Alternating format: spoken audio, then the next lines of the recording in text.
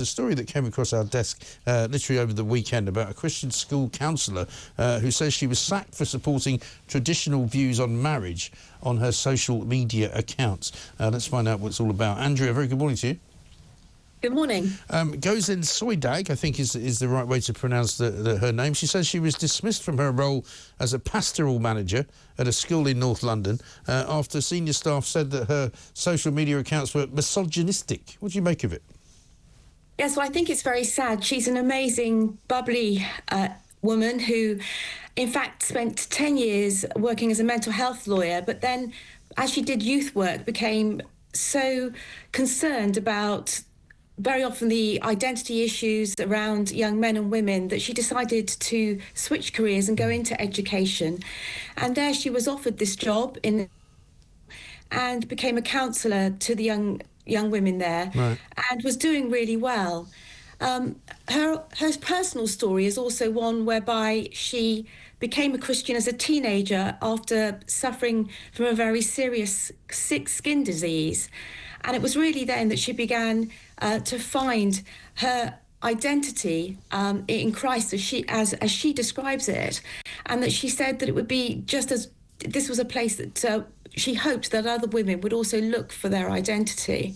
And so that's where she began to, in fact, begin to develop a very strong social media presence. Right. And so I've looked at the story that I've got in front of me, which describes one or two of the posts that she made. Did that seem particularly misogynistic or prejudicial to me?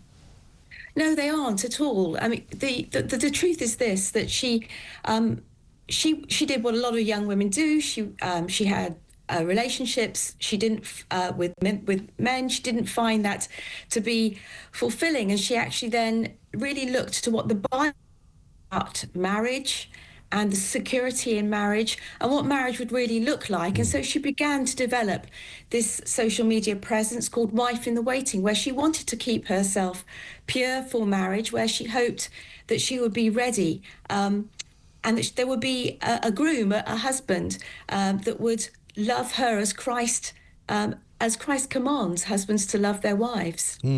And so why was that somehow taken to be misogynistic? I mean, it's a Catholic school for girls that she's been dismissed from, it would seem. And you would imagine that if there were any institutions of learning that might be more sympathetic to what she was saying, it would be a Catholic high school for girls, wouldn't it? I think that is one of the things that's quite interesting about this story, but in some ways not surprising. When schools, whether they're Church of England schools or Catholic schools, are also subject to the state curriculum and subject to what's in there, very often what they find is that if anybody complains about a strong Christian viewpoint, as Gozen was expressing here, and if there are complaints about it in any way, then what very often happens is the school comes under pressure to capitulate to that kind of pressure. And that's what we saw in this particular case. And she's now launched a legal action for wrongful dismissal. Are you involved in that at all?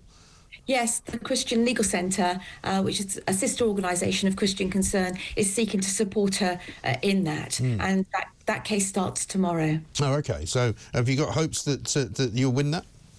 Well, again, what we hope will happen is this, that people will see common sense. If someone like Gozen, who's a wonderful woman who's seeking to serve young women in this particular school and act as a pastor mentor to them, is someone who is actually advocating for lifelong marriage and sexual purity within that until lifelong marriage, and then to have for marriage in that kind of context, and looking at male-female roles within that. If she is someone that is told that she has to take down all posts with regard to that. By the way, she did actually take down the post that she was asked to as soon as she was asked to. But if she is unable to post when she's actually bringing another viewpoint, but a clear viewpoint that points towards hope and beauty and purity, and what we would say is the real meaning of marriage, where a man and woman have complementary roles, where a man is in fact told to model Christ, who laid down his life for his bride, the church, then that's an extraordinary thing to say ought to be censored. Yes, and that you can lose your job for. No, quite.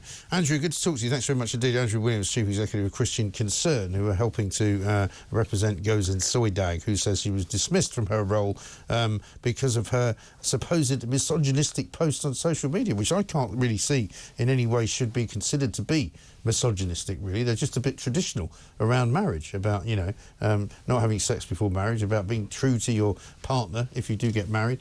I don't see what's in any way controversial about that, but there we are. What do I know?